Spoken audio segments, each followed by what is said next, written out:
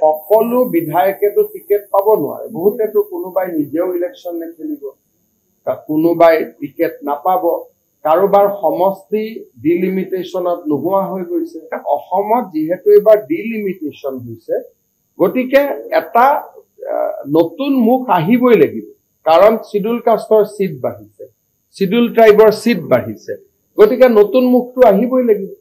গতিকে নতুন মুখ অহা ৰাস্তাটো কোনেও বন্ধ কৰিব নোৱাৰে নতুন মুখ আহিব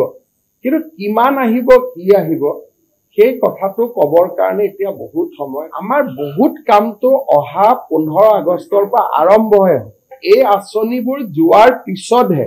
এজন এমএলএৰ আমি এসেস কৰিব পাৰিম যে এমএলএ জনৰ পজিশন ভাল নে বেয়া আজি যদি এজন এমএলএ 10% পজিশন বেয়াও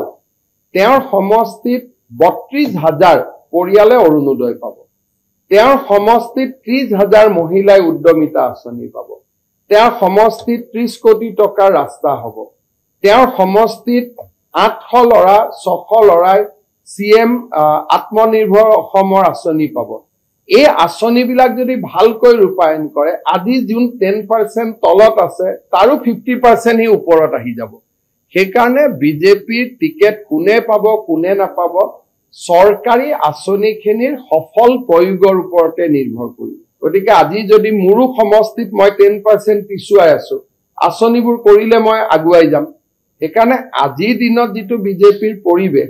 সেই পৰিবেশত 100% আৰু ইমপ্ৰুভ হ'ব